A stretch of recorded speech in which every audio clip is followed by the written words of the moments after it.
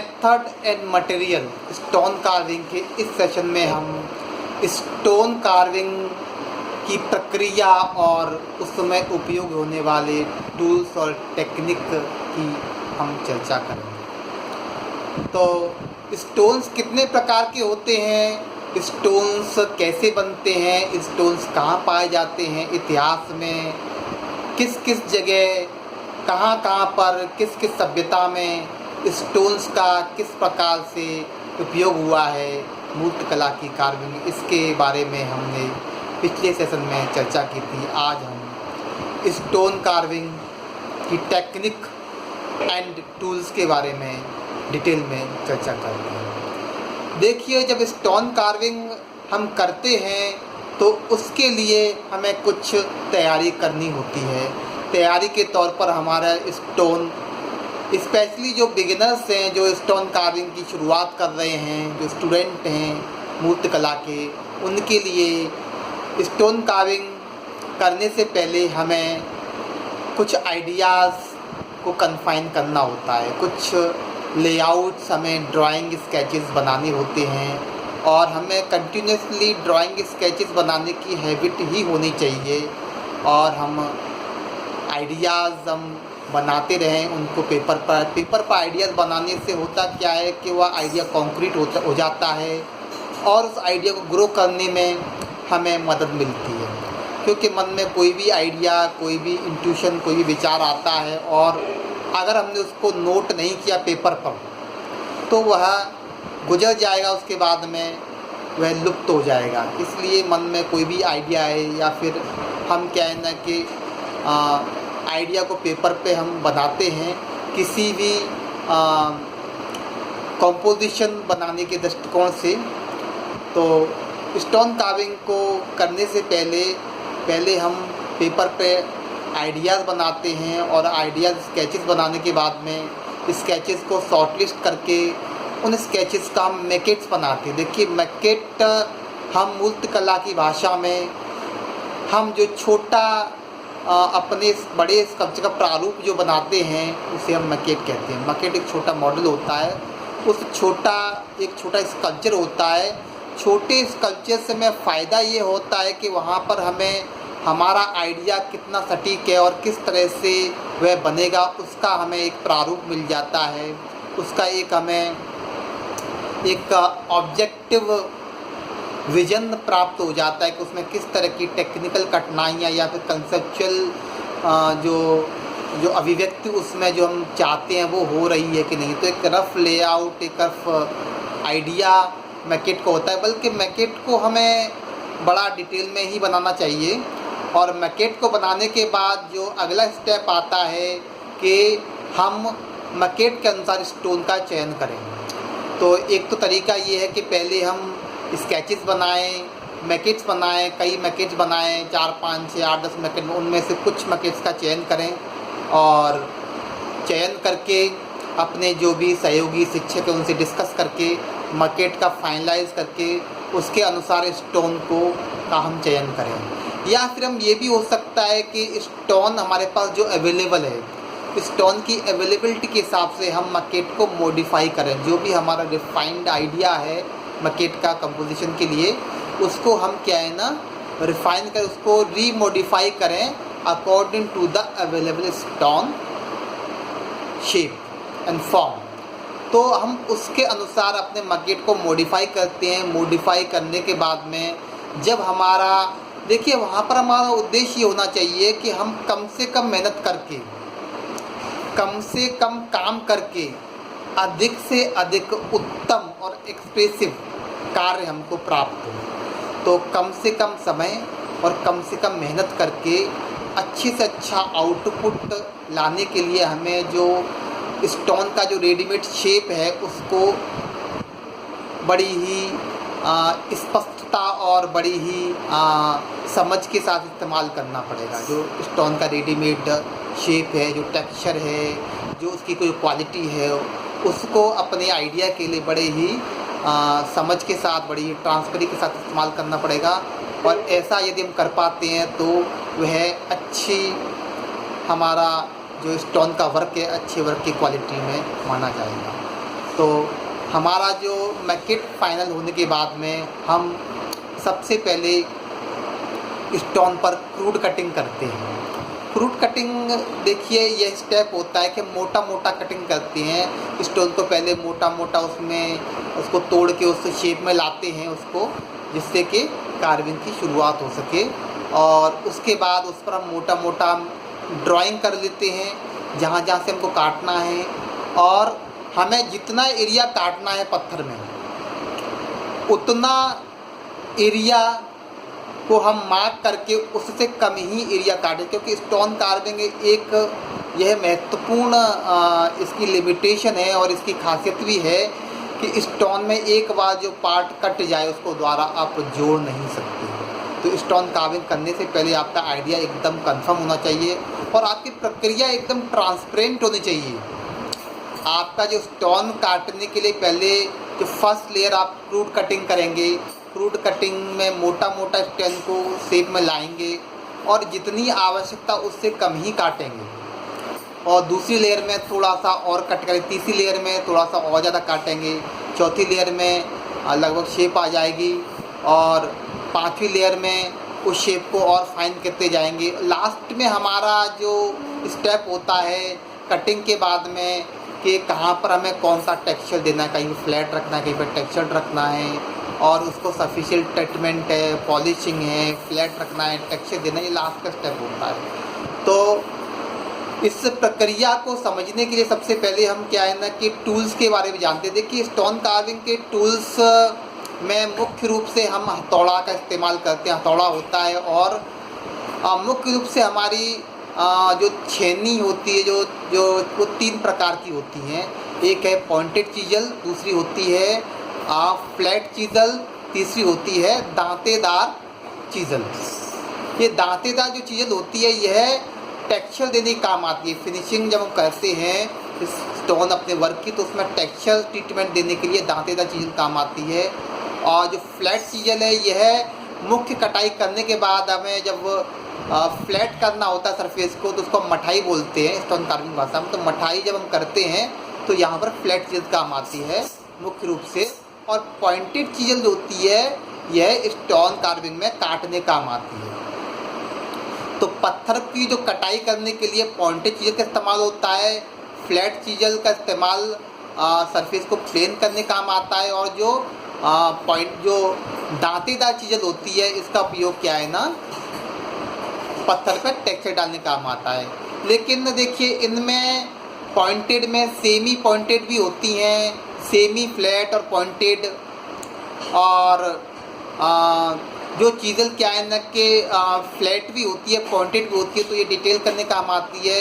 एक और जो चीज़ल है इसको हम टाँकी बोलते हैं, स्पेशली जो हमारे कार्वर की भाषा उसमें टाँकी कहते हैं। टाँकी मतलब लंबी जो चीज़ल होती हैं, लंबी छेनी होती है, पॉइंटेड या फ्लैट होती है, वो डिटेल काम करने के काम आती हैं। या फिर जो स्टोन में अंडरकट्स होते हैं ना, अंडरकट डिटेल्स होती है, वहाँ तक जो फ्लैट चीज़ल साधारण लंबाई की चीज़ल नहीं पहुँच पाती, वहाँ पर क्या है ना कि हमारी जो 6 इंच 7 इंच या 8 इंच तक 10 इंच तक की लंबी टाँकी होती हैं, फ्लैट या पॉइंटेड होती हैं, तो वो कटाई करने के लिए डिटेल करने के लिए यहाँ पर वहाँ पर फ्लैट करने के लिए हम टाँकीज़ का इस्तेमाल करते हैं। तो चीज़ल का पहले जो निर्माण कैसे होता है इसके बारे में थोड़ा जानते हैं। देखिए चीज़ल ये पक्के लोहे की बनती हैं और इनको टेम्पर किया जाता है। टेम्पर के लिए इनको गर्म किया जाता है, जैसे जो लोहार होता है लोहार को गर्म करता है, गर्म करके वो पानी में इसको ठंडा करता है, इससे ब्रिटल हो जाता है इसके पॉइंट। और ब्रिटल होने के बाद में ये इसको कार्बोरेंडम स्टोन होता है, कार्बोरेंडम स्टोन पर या फिर सैंड स्टोन पर हम इसे क्या है ना कि शार्प करते हैं।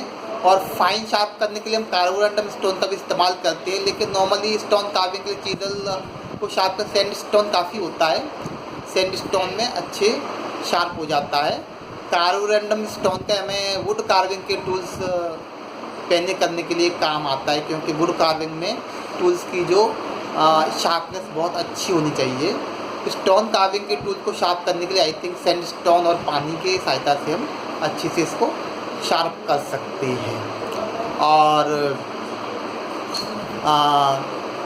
चीज़ल को क्या है ना कि टेम्पर जो चीज़ल होती है, तो टेम्पर चीज़ल को क्या है ना हम फिर मोटा मोटा हम ग्राइंडर से भी हल्का ग्राइंडर से वो चीज़ल गर्म होती है तो उसका टेम्पर चेंज हो सकता है, इसलिए ग्राइंडर से हम शार्प ना करके हम पत्थर पर ही उसको शार्प करते हैं। और शार्प करके और बहुत ज़्यादा में फाइन शार्प करना है तो हम कार्बोरेंडम स्टोन का इस्तेमाल कर सकते हैं। तो यह चीज़ल को किस तरह से टेम्पर किया जाता है और किस तरह से इनको शार्प रखा जाता है, यह मैंने एक आपको बताया।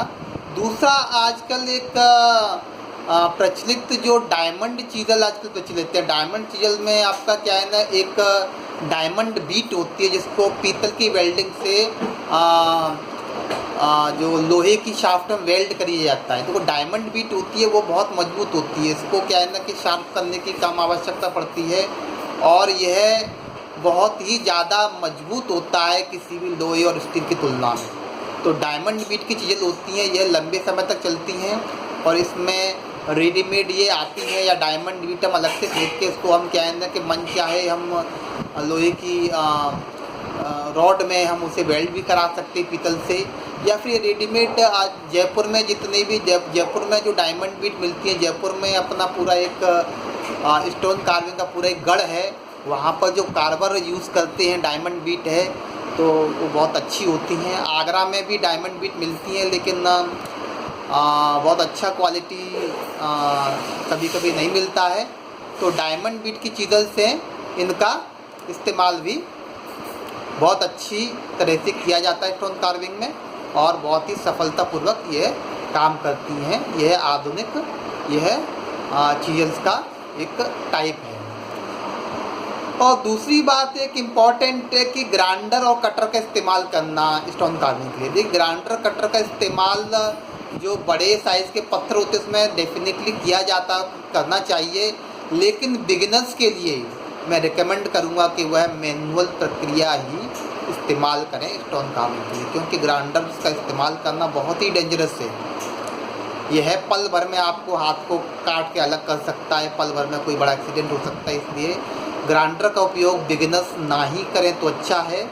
और फिर भी अगर बड़ी मूर्ति के लिए ग्राइंडर का उपयोग हम करते हैं तो हम क्या है ना कि क्रूड कटिंग में मोटे हम कट्स लगाते हैं, हॉरिजेंटल और वर्टिकल कट्स लगा के उन कट्स को फिर हम छेनी से तोड़ देते हैं, तो इससे हमें काफ़ी आसानी में हो जाती है पत्थर की क्रूड कटिंग में।